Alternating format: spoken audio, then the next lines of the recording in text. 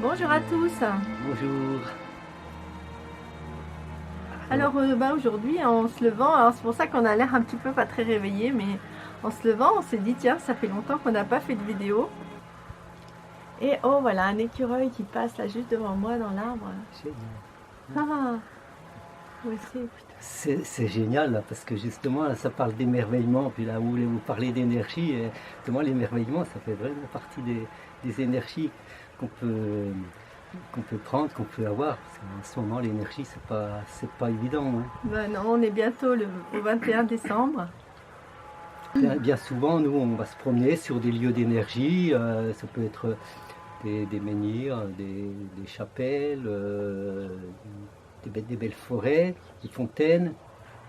Seulement maintenant, tout ça, c'est un petit peu en sommeil, parce que justement, il y a très très peu de soleil. Donc voilà, l'énergie, nous, on cherche à la recréer à l'intérieur de nous-mêmes et à l'intérieur de notre maison. Alors aujourd'hui c'est le 17 décembre et on avait envie de faire une petite vidéo, de recréer un petit lien avec vous. Le sujet d'aujourd'hui qu'on avait envie de développer, c'était celui des énergies. C'est un vaste sujet, il y a beaucoup à dire dessus, hein. Et on pensait justement que finalement faire une vidéo sur la géobiologie en plein cœur de l'hiver, c'est pas évident. Quand il fait froid, on a parfois des énergies qui circulent mal à l'intérieur du corps, on peut être un peu crispé et du coup on ressent moins bien les choses. Les pierres aussi, hein. Les pierres quand elles reçoivent, donc les mégalithes par exemple, quand ils reçoivent l'énergie du soleil, alors ils sont chauffés, ils sont énergétisés et ils vont dégager beaucoup de force, beaucoup d'énergie autour d'eux. Et en ce moment les pierres, elles sont en sommeil, voilà. Et ça se sent en fait quand on va sur des sites mégalithiques, hein, en ce moment, les sites sont comme endormis, ils sont comme les animaux, toute la nature est endormie. Et pour les arbres, c'est la même chose, hein. Les arbres, ils n'ont plus leurs feuilles, moi j'appelle les capteurs solaires, hein, les feuilles des arbres, celles qui vont recevoir l'énergie du soleil, et avec la photosynthèse, qui vont permettre de créer la sève élaborée et de fabriquer des sucres qui ensuite vont circuler dans les branches. Et tout ça est endormi. Et quand c'est endormi, c'est-à-dire quand les capteurs solaires sont tombés, les feuilles, à ce moment-là, la sève, toute la sève élaborée avec les sucres, qu'est-ce qu'elle fait? Eh bien, elle redescend dans les racines des plantes. Et elle attend quoi? Eh bien, elle attend les bourgeons, elle attend que les nouveaux petits capteurs solaires, que les nouvelles petites feuilles au printemps émergent et que l'usine à sève se remette en route. Donc les arbres, les pierres sont en sommeil, les hérissons, les ours, et puis nous aussi un petit peu. Et nous. On est en sommeil. sommeil. Et donc les énergies, elles sont très différentes de celles de l'été. Ouais, c'est une période d'intériorité à l'hiver. Alors, qu'est-ce qu'on fait en ce moment? En ce moment, on s'émerveille d'un écureuil qui passe, des mésanges qu'on voit venir prendre les graines qu'on leur met dans le nichoir, qui n'arrêtent pas de faire des allers-retours. On se demande si elles font des provisions ailleurs. Donc tout ça, c'est de l'émerveillement. Ça fait partie de ce qui nous fait du bien, quoi, tout simplement. Si on parle d'énergie, c'est se faire du bien. On se fait du bien à l'intérieur de chez nous, en mettant beaucoup plus de belle musique. On le fait par exemple l'été. Bon, parce que il y a encore l'écureuil là qui vient de sauter. Tu le vois là-bas? Ah oui. T'as vu? Génial. Ouais, génial. Ouais, c'est ça, ouais. Ouais. Ah, c'est dommage, on peut pas vous le montrer. C'est difficile à filmer l'écureuil, il est tellement fugace là. Ouais. Alors il passe souvent, mais là, j'aurais du mal à le filmer pour vous le montrer. Ben oui, on a de la chance de voir tout ça aussi parce qu'on a créé l'environnement qui va bien avec ça, évidemment. Il y a des arbres, il y a des haies, il y a des buissons, il y a encore des herbes avec des graines, donc on a beaucoup d'oiseaux. Ouais. Alors, qu'est-ce qu'on pourrait faire pour développer notre sujet sur l'énergie? Parce qu'en ce moment, c'est important. On est tous dans un moment où les énergies extérieures sont parfois très, comment dire, difficiles. Moi, j'aime déjà bien l'image du roseau. Hein. Si on a peur, si on est rigide, angoissé, qu'on est raide, en fait, eh bien, on casse quand il y a un événement, n'importe quoi qui vient nous agresser, on casse, alors que le roseau, lui, il fléchit. Il dit, bon, courbe le dos, puis après on peut se redresser. Se redresser avec une belle musique, en faisant un joli petit endroit chez soi, en faisant des peintures, en faisant vraiment tout ce qui nous plaît, quoi. Le moment, c'est vraiment de faire des choses qui nous plaisent et puis de ne pas se mettre de pression. Donc, nous, on est Je viens de voir une abeille qui est sortie de la ruche. Ah ouais, dis donc. Elle est partie de là. Elle est courageuse, hein, parce qu'il ne fait pas chaud. Il fait combien? 7 ouais. 6, 7 Oh, peut-être oui, hein? même peut-être. Attends, je vais regarder. Oui. Ah, il fait pas très chaud, hein. Il fait même pas 5 degrés. Ouais. Et une abeille est sortie de la ruche Oui. pour aller visiter le jardin et se rendre compte que bah non, c'est pas le printemps. Oui. Voilà. On s'est mis dehors, mais on n'y passe pas la journée non plus. Hein. Non. Mais c'est important quand même de sortir tous les jours, de prendre l'air, prendre l'air pur, l'air frais. J'aime bien ton image de roseau, hein. Elle est intéressante. Hein. C'est face à l'adversité. Alors on peut résister, on peut se mettre en colère. Ouais. Hein. Et puis après, dans la colère, on n'est pas bien, on ne peut pas rester longtemps. Hein. Parfois, c'est bien de traverser la colère, traverser la tristesse aussi, qui sont des étapes normales hein, qu'on vit tous en ce moment. Il faut les accueillir, hein. Ouais, c'est ça. Et puis alors, après, on passe à l'étape suivante. Oui, comme tu dis, on va plier, on va courber le dos et on va attendre que la tempête passe sur nous. Voilà. Et en même temps, essayer de rester simplement stable et neutre c'est ça. à l'intérieur. Se dire, même si on n'est pas très joyeux, c'est peut-être important, mais c'est pas grave. On a quand même des ressources. Ouais, pour rester joyeux à l'intérieur de soi. L'énergie qui est préservée. Hein. Alors, on va se nourrir à l'extérieur. Tu vois, regarde, je vois, c'est magnifique. Il y a une espèce de balai là, de corneilles là, qui se court après. Ouais, c'est génial. C'est génial autour de nous. Hein. Je voudrais pouvoir tourner à chaque fois la caméra, mais peut-être je ferai quelques images pour vous montrer notre environnement. Et puis vous montrer le décor là, hivernal au jardin, c'est vraiment beau et c'est plein de vie. Il suffit juste de pouvoir regarder. Hein. Parfois on n'a pas trop envie, on se dit oh, c'est l'hiver, c'est pas beau. Et si en fait c'est l'hiver et c'est très beau, il y a les nuages, il y a les lumières. Et même s'il ne fait pas très chaud, on s'habille bien, on met un bonnet, on met un gros manteau et on va dehors. Et là, wow, on va toujours se remplir avec la beauté de la nature à quelques moments qu'on soit, même en plein cœur de l'hiver. Hein. Oui. Moi, c'est ça que j'aime bien. Hein. Se nourrir de tout ça. Ouais, c'est conserver cette capacité d'émerveillement. Oui, se nourrir d'émerveillement. Puis quand tu dis se nourrir, ça me fait penser aussi à l'alimentation. Hein. Bien se nourrir, c'est important. Hein. Se nourrir, ça me fait penser à la cagette d'endives qu'on a sous la table. Camouflé avec un carton, on a des endives sous la table qui poussent l'enfer. Alors on mange des endives tous les jours comme si elles sortaient du Tu peux jardin, expliquer c'est quoi cette histoire d'endives sous la table? Parce que peut-être que pour toi c'est évident, mais je pense qu'il y a plein de gens, ils ne peuvent même pas imaginer. Oui, parce que bien sûr quand on achète des endives au magasin, la plupart des gens ils ne savent pas comment c'est produit les endives. Hein, donc ce sont des racines d'endives qu'on a semées en juillet, des endives, des graines d'endives dans le potager. Attends, les endives c'est quoi à la base? Les endives, c'est une chicorée. Ouais, hein, c'est une salade. C'est une salade, oui, c'est une salade, oui. Voilà, c'est assez volumineuse, très verte. Et on prend seulement la racine, fin octobre, début novembre, qu'on met dans du terreau mélangé à du sable et couvert pour que ce soit à l'ombre. Et ça repousse. Donc la plante repousse et elle fait donc cette forme d'endive que vous achetez dans les magasins.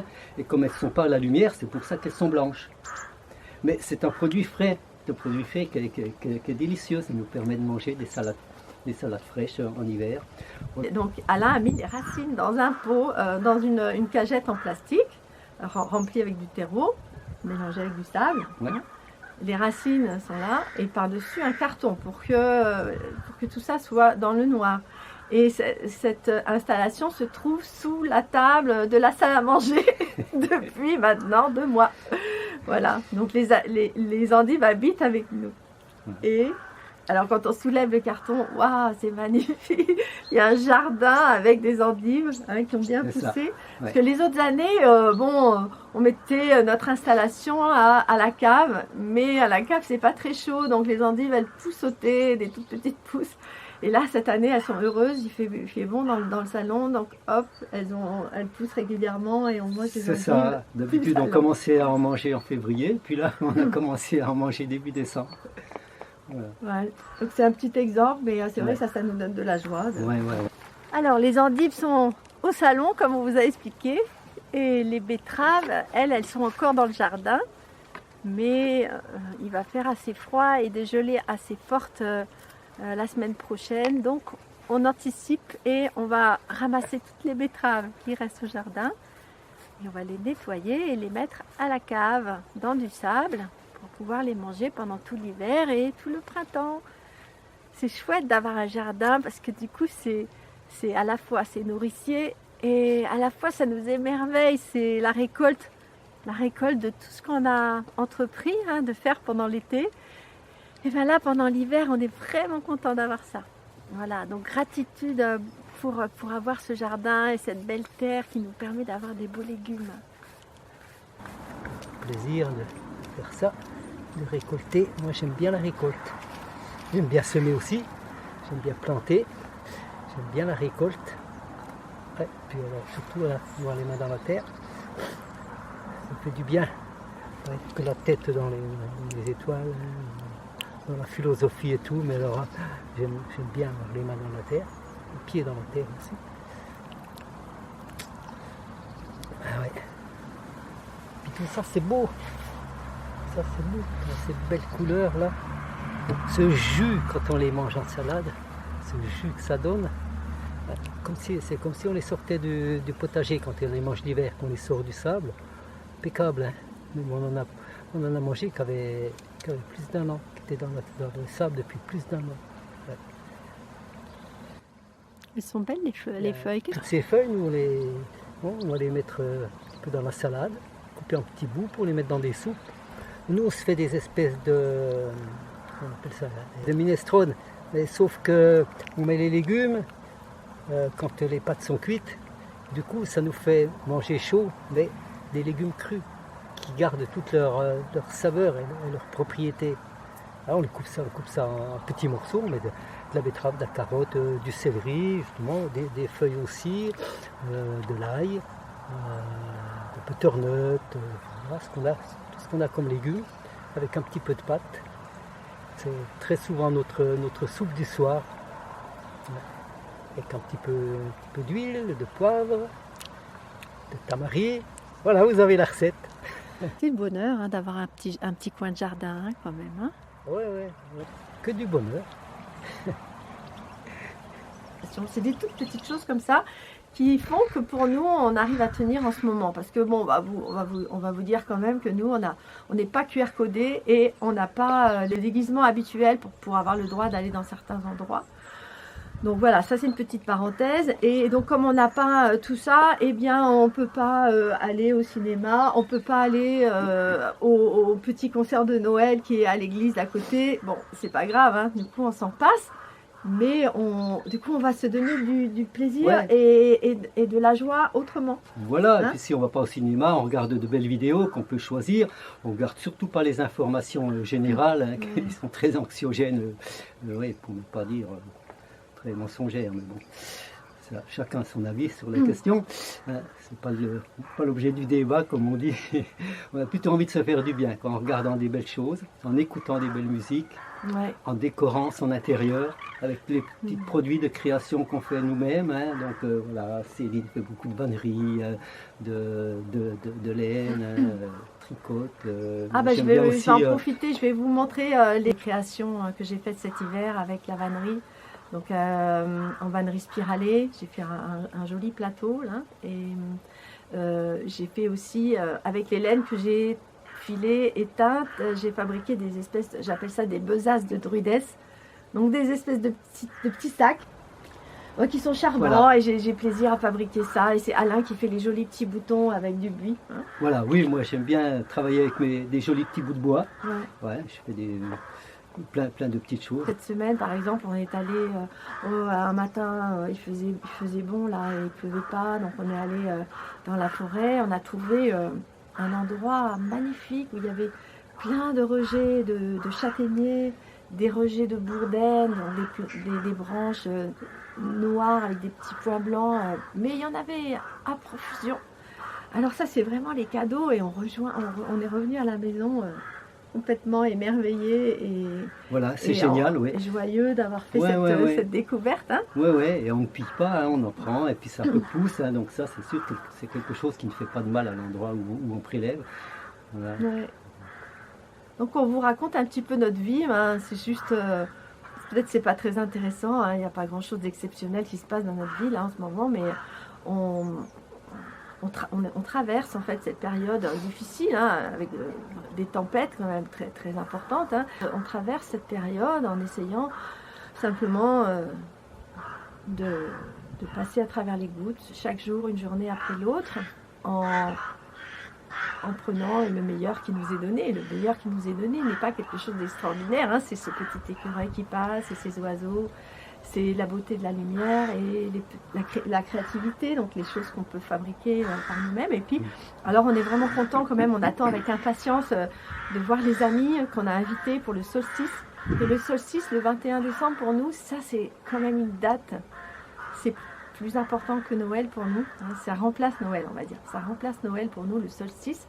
Donc c'est ce 21 décembre, on l'attend avec impatience, on a invité quelques amis, pas beaucoup, hein, c'est un petit comité.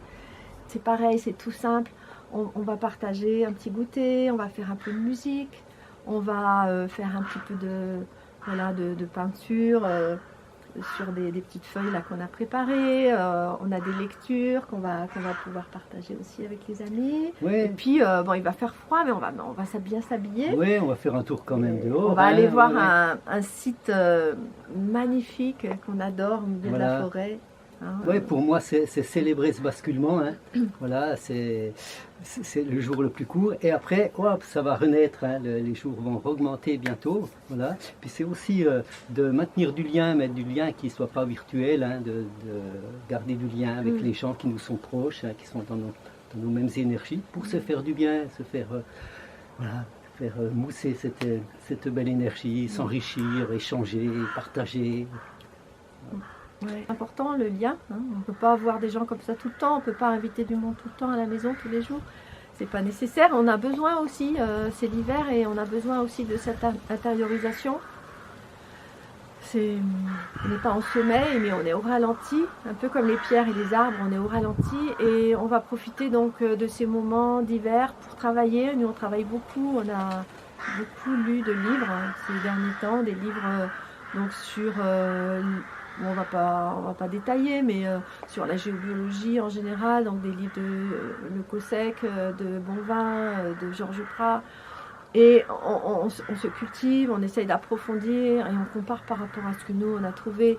Et donc on part dans des réflexions.